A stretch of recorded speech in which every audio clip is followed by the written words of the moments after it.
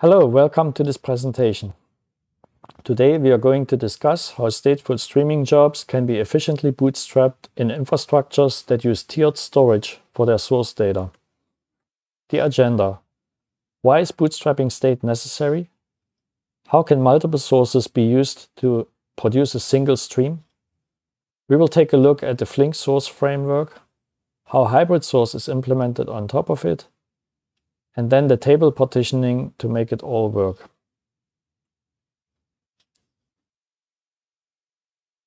Why bootstrapping state? Bootstrapping state is the process of starting a stateful streaming application from scratch, i.e. a cold start, and then building up state so that results can be emitted as soon as possible. From the sync perspective, it is similar to starting the application from a recent save point. But bootstrapping is the means to create such a save point on the fly by fast forwarding the source. This example uses a 1-month window for illustration. So this will require at least 1 month's worth of source data before results can be emitted. This could be a feature generation use case, for example, an application that joins client and server-side events and needs to deal with out-of-order or delayed data. The window could also be minutes or hours. Bootstrapping state is required whenever it would take too long to wait for the first result when starting with live data. Bootstrapping state can take a potentially significant amount of system resources. And bootstrapping state is not a replacement for Flink checkpoints and save points. It is complementary. In this presentation, we will focus on bootstrapping state with a single pipeline. Bootstrapping state has similarities to backfill. Since a bounded range of historic data needs to be processed to seed the application, backfill could be seen as a part or phase of bootstrapping state.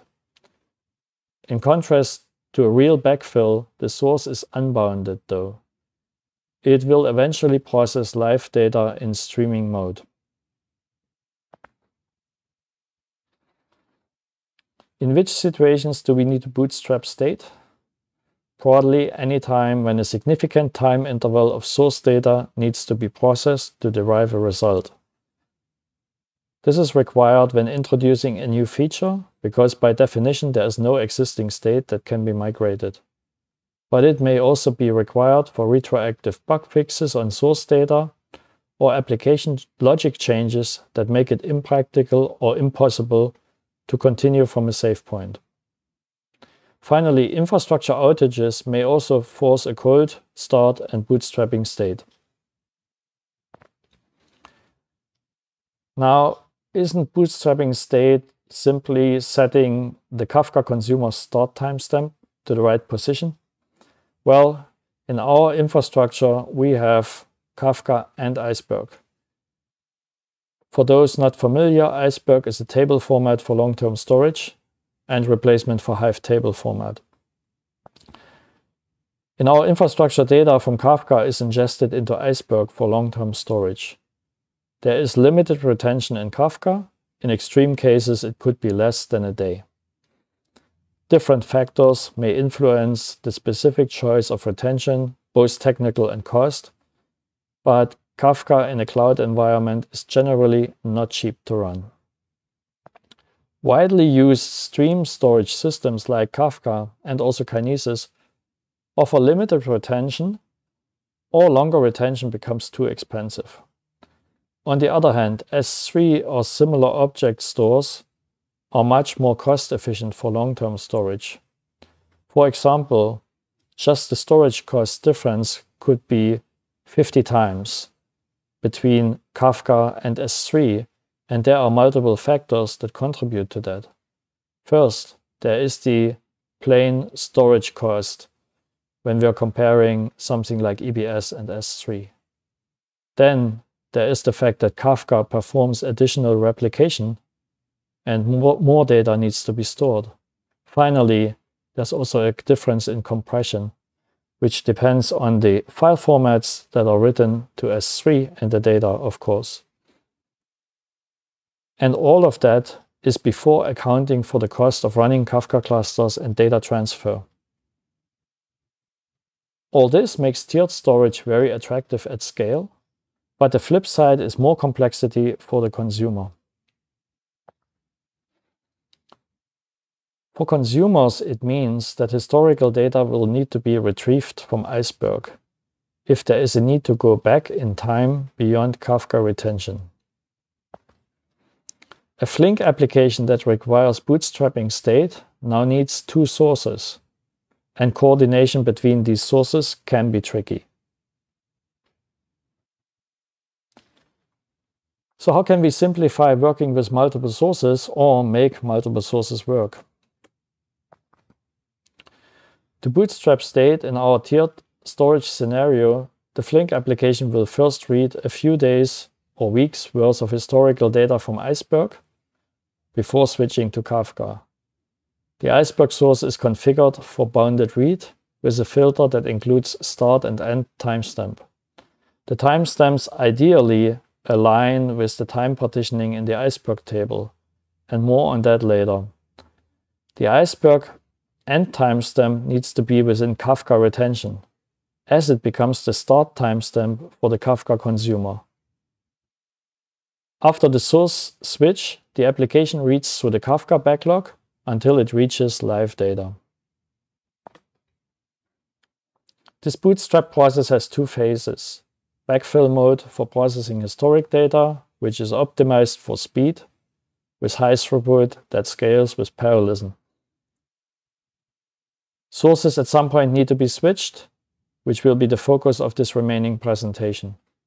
After switch, the Kafka consumer is active. At some point, the Kafka consumer reaches current offset, and the application continues in steady state. This is the normal mode of operation, and the lower parallelism will reduce compute cost. At the same time, latency and event time processing considerations become more relevant, which are less important during backfill.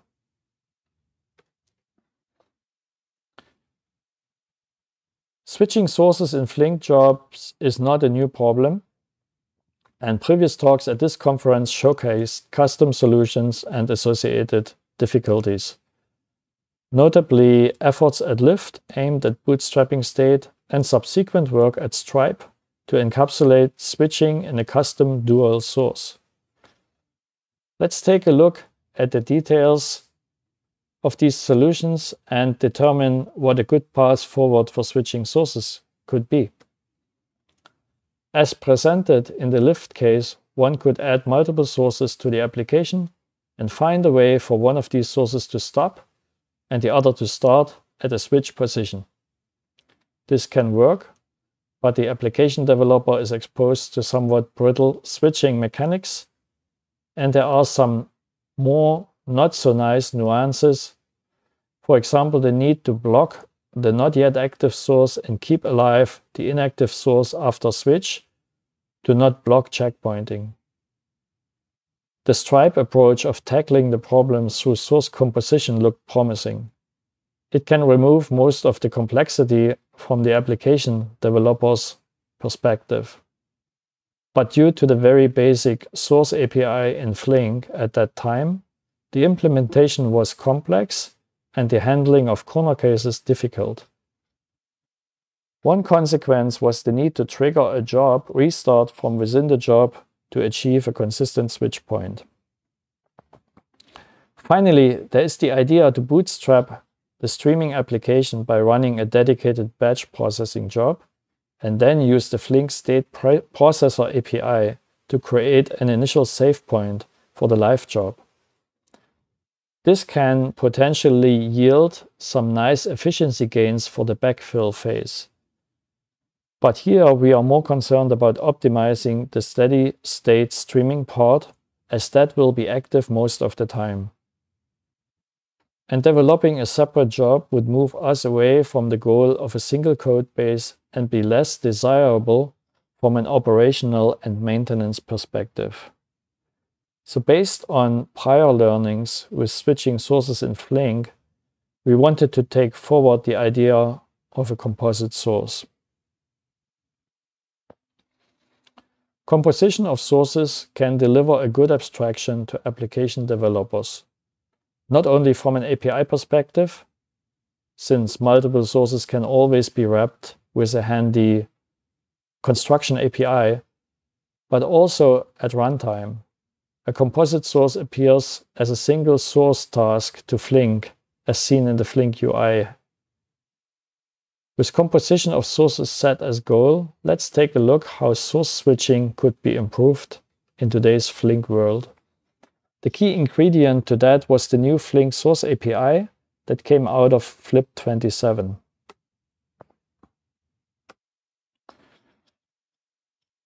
The revamp of Flink's source API under Flink Improvement Proposal 27 started late 2018. And support was first released with Flink 1.12. So this was a long development effort. Interfaces became stable in the just released Flink 1.14 release. And the new Kafka source is now production ready, and more source connectors are expected to follow soon. A source in Flip 27 has three main components: enumerator, reader, and split. Enumerator is the source coordinator running in the job manager. Enumerator decides which splits or partitions need to be read and assigns them to readers. The legacy source API did not have this component. Source readers are performing the actual work, reading data from the external system, and they are executing in parallel subtasks.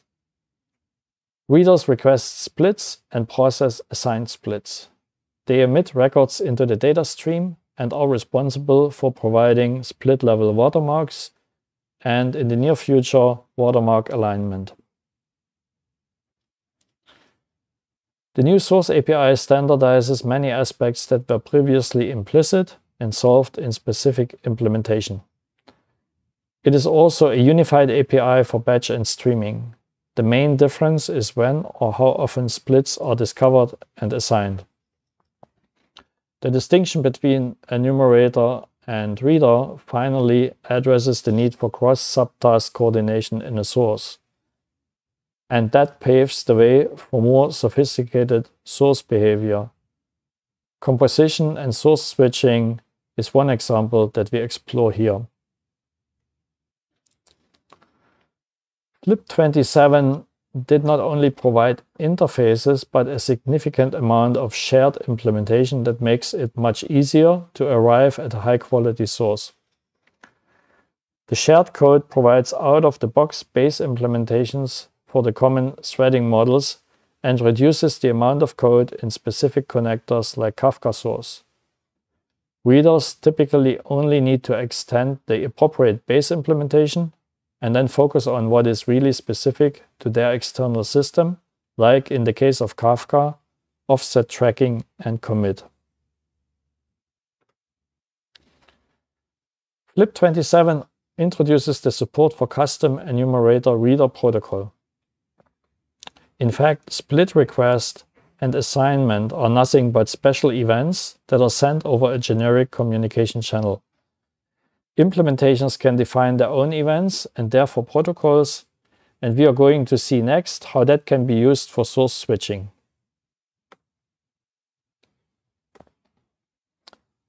Coming to hybrid source, Flip 150 proposed to introduce hybrid source. It addresses the difficulties with switching sources previously described, and it builds on top of Flip 27.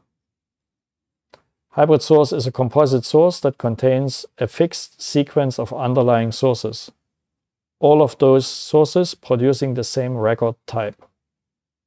The runtime representation consists of hybrid source enumerator and reader, which manage the active underlying sources enumerator and readers. Hybrid source split wraps the underlying split types like Iceberg file and Kafka partition. Enumerator and reader delegate to the underlying source, and switching is accomplished through hybrid source-specific source events. Readers signal to the enumerator after all splits are processed, and the enumerator sends switch source event or start reader when all readers finished.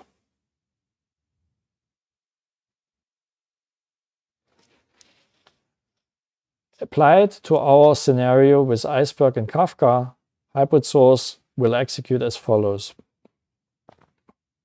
First, the Iceberg split enumerator is activated as the underlying enumerator.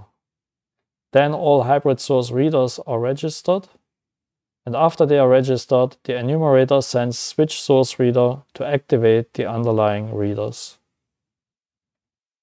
After the underlying readers are ready, splits can be assigned. Splits from the underlying Iceberg enumerator are wrapped through enumerator context delegation and unwrapped by hybrid source reader. After underlying readers receive the no more splits notification, which is part of the FLIP27 framework, they return end of input to hybrid source reader. And hybrid source reader needs to translate this event into source reader, or this status into source reader finished, because this isn't the actual end of input, because the Iceberg source is not the last source and readers should not terminate. After hybrid source enumerator received the finished event from all readers, it is time to switch sources. Iceberg enumerator is now replaced with Kafka enumerator, and like before, all hybrid source readers receive the instruction to switch the underlying reader. Instead of Iceberg splits, the readers now process Kafka splits or partitions, but in either case they emit the same record type into the stream. In the Bootstrap case, the last source in the sequence is an unbounded source and will never finish. But if hybrid source is used as bounded input, then the last reader would, in addition to source reader finished, also forward the end of input status, and readers and enumerators can terminate. Let's take a look at some metrics to follow the source switching. In this view, we see on the top Iceberg records per second, below Kafka records per second, and at the bottom the total number of records emitted. The application is initially reading from Iceberg, and that happens with high throughput and typically back pressure, utilizing all the system resources. Once we reach Kafka retention, the source switch can occur. Iceberg consumption will stop, and the Kafka consumer will be started. It starts from a timestamp and then reads through the backlog, also with higher throughput, until the consumer reaches the latest offset. Then the throughput drops.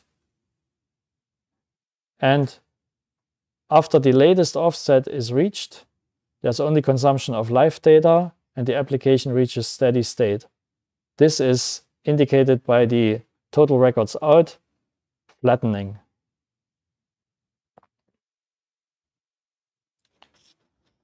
Before we take a closer look at the switch position details, let's recap what problems we set out to solve with hybrid source compared to the pre-FLIP27 situation.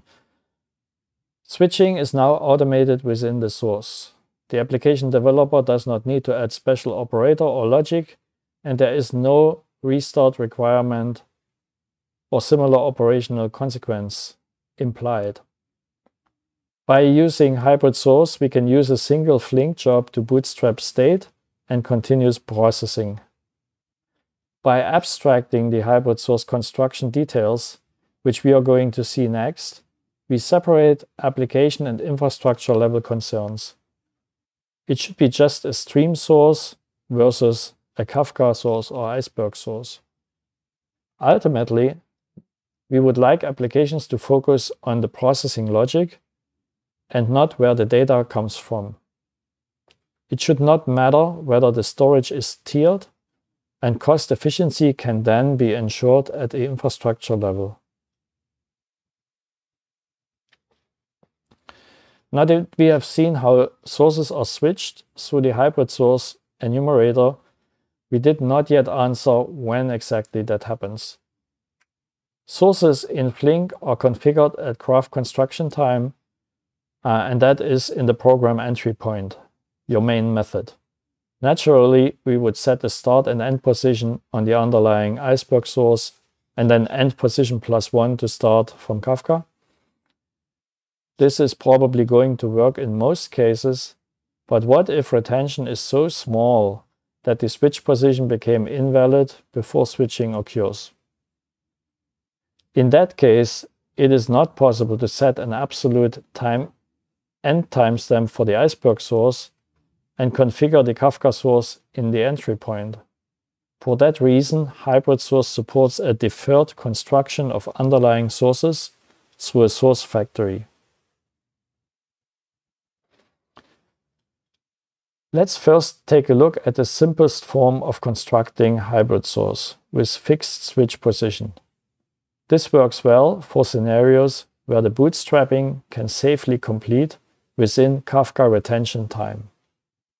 We construct a file source and a Kafka source and then put these into the hybrid source. It's eager construction within the program entry point.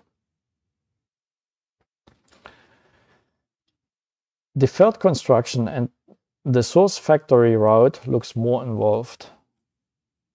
After the previous source completes, hybrid source will provide contextual information to source factory that allows us to derive the Kafka start position from the actual file source end timestamp. So Kafka source here is constructed at runtime and not when the Flink job starts. Also note that this assumes a future capability of file source or any other preceding source.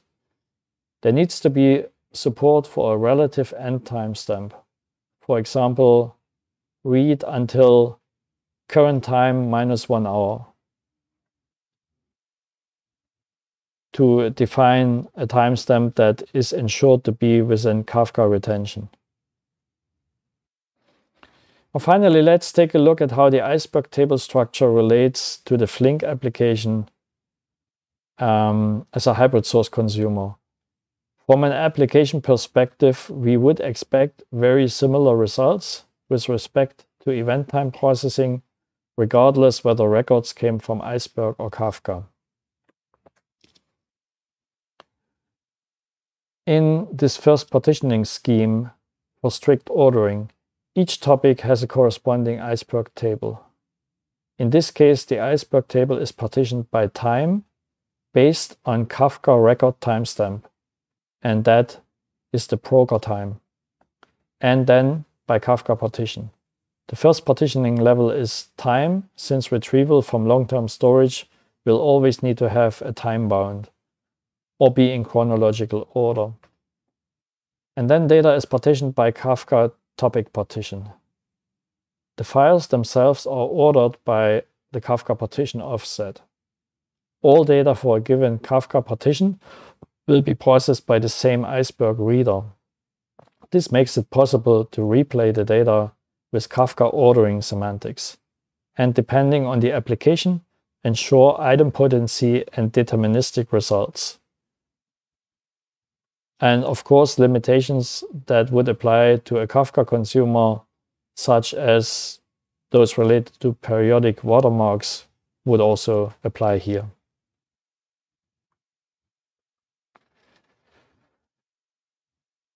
So this partitioning scheme retains the Kafka partition order for replay, and this is necessary for use cases such as CDC with delta streams, where the data is key partitioned and needs to be applied to the sink in the original order. Because this scheme provides the strongest ordering guarantee, it can be used for any other use case as well, but there are drawbacks, including that small files cannot be compacted across Kafka partitions, and the maximum reader parallelism is limited to the topic partition count. The partitioning may also limit usability of the table for other use cases that require time partitioning but are not interested in the Kafka topology. So is there an alternative with potentially better trade-off when the strict ordering isn't required? It turns out that for many stateful processing use cases, ordering can be relaxed. This can be achieved through files that contain data from multiple Kafka partitions. And this would make it much harder to reconstruct the offset order, but instead we are looking to switch by timestamp. If the timestamp is Kafka broker time, then it is sufficient to use the Iceberg source and timestamp as start timestamp for the Kafka source. And of course, it would be good to align those at a table partition boundary. However, if there is out of orderliness within partitions with respect to the timestamp, for example, when the timestamp was ingress or producer time, the Kafka source reader may also need to filter duplicates. To summarize, this partitioning scheme is more suitable to accommodate other consumers like batch pipelines or interactive queries. It could be used to avoid storing the same data multiple times with slightly different partitioning when no strict ordering is needed. With partitioning by time only, file compaction becomes possible. Overall, this is operationally more flexible. Because the Kafka partitions are merged by the ingestion process, the watermark behavior could change for applications that replay the data for event time processing, and then there are techniques to deal with that. A few things to consider when using hybrid source. The contained sources, so the sources that are wrapped by hybrid source, share a single watermark assigner. We may have to customize the watermark generator when ordering semantics are different between the backfill phase and the live data phase. Then it will be desirable to have different parallelism for backfill versus live data. And this is not a hybrid source problem per se. It's more something that could apply to any other part of the Flink job as well, and best addressed via autoscaling. Other considerations include the enablement of watermark alignment for resource efficiency during the backfill, and also the Iceberg source itself for our usage could need some enhancements like the relaxed ordering and also the support for multiple tables to make it symmetric with Kafka source that can consume multiple topics. So hybrid source road ahead. Flink 1.14 is the first Flink release with hybrid source. It contains the baseline implementation and it is public evolving. And we expect more contributions in this area. Some examples: the implementation of different switching strategies. For example, no fixed sequence, switching back and forth between two sources based on retention or data availability. For example, return the reader to long-term storage when resuming from a save point if the save point falls behind Kafka retention. Also, the ability to dynamically adapt to changes in the infrastructure and the external system.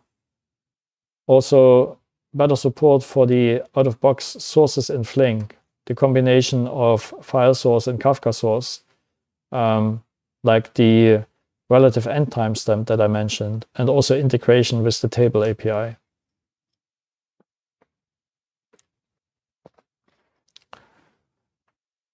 That was my presentation. Thank you for listening, and we will take questions. I would also like to mention that we are hiring. If you're interested to work on similar streaming data infrastructure problems, please reach out to me. Thank you.